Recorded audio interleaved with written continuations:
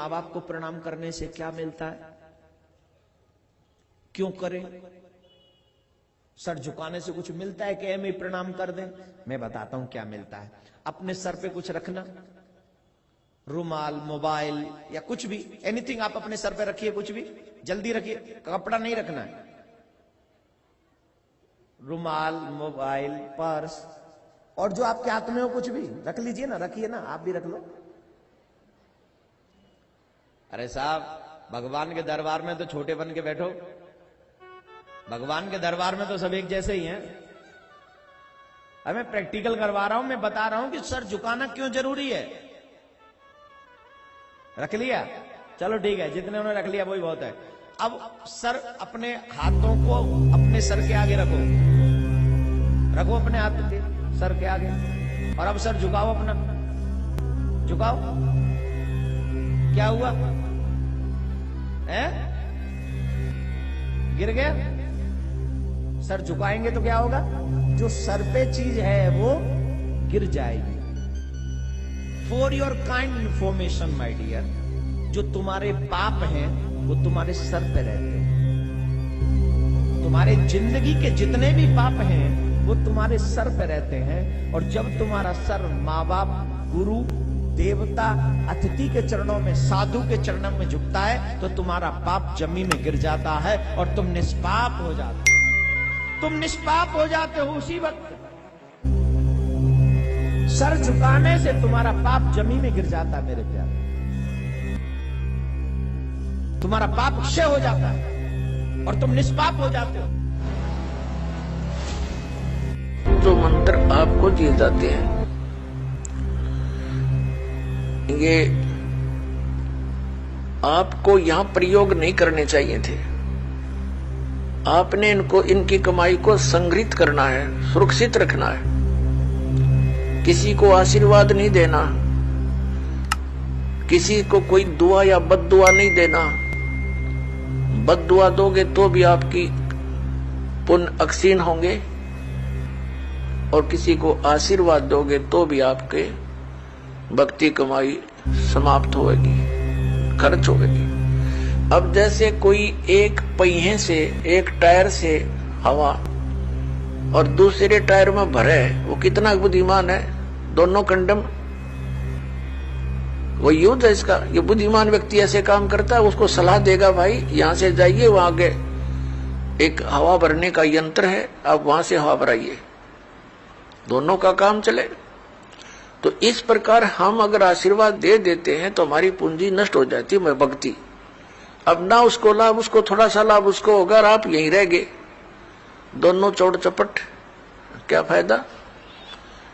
तो इस प्रकार हमने अपने बच्चों को, भाई बहन, माता पिता, सबको, संबंधित जितने मित्र हैं या वैसे भी कोई, एक सद्भावना पूर्वक सबसे प्रार्थना करनी चाहिए कि आप भी दीक्षा लो और अपनी हवा आप भरो। जैसे एक पंप दे दिया जाता है साइकिल में हवा भरने का, तो सब ले लो पंप और अपनी भरो हवा, जब जरूरत पड़े फुल करो और चलो गाड़ी पर, सवारी पर। तो कहने का भाव ये है कि इसी प्रकार ये गुरुदेव जी से दीक्षा लेकर के आप स्वयं अपनी भक्ति मंत्र के जाप साधना के द्वारा अपने टायर में हवा स्वयं भरो और फिर चलो।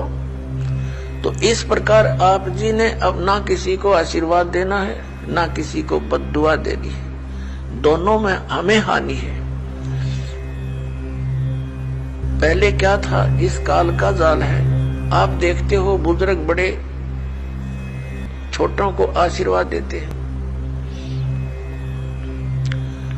और बड़े उनके चरण छूते हैं, क्योंकि पहले जो एक आपने देखा होगा एक पाग सिस्टम है। पाग जैसे पिता की मृत्यु के उपरांत बड़े पुत्र को एक पाग बांधी जाती थी, पगड़ी, और फिर वो पिता वाले कर्म वो करता था। आप पिछला इतिहास देखिएगा तो उसमें क्या होता है कि वो आशीर्वाद देने वाला अपनी पूंजी नष्ट करता है और उनको आशीर्वाद देता। जैसे आपने देखा होगा एक पुत्र वधू अपनी सास के पैर दबाती है, या किसी और बड़ी बूढ़ी के उसके पास बैठी है उसके पैर छूती है, वो उसको दुआ देती है। पुत्रवती हो, तेरे बेटे हो, पुतों फड़िए दूध दो नहाइए, इस तरह के देते हैं। तो वो बुढ़िया के पास जो चौनी थी वह तो पुत्र वधू को दे दी। आप खाली होगी, आगे चारदर है ही नहीं।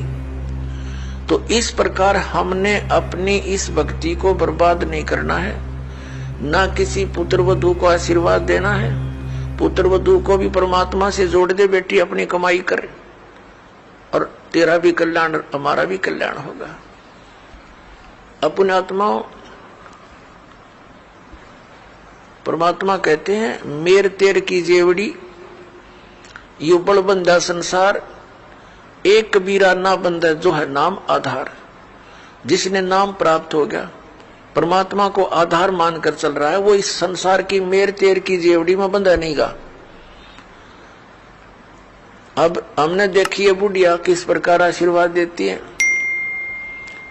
जब पुत्र वधू का उसकी अच्छा मेल सा है तो आशीर्वाद दे रही है, तेरे भाई जियो, तेरे भतीजे जियो, और तू बूढ़ सुहागन हो। बूढ़ सुहागन माने मरा इतना तेरा पति नहीं मरा, वरदोस्ता तक सुहागन बनी रहे।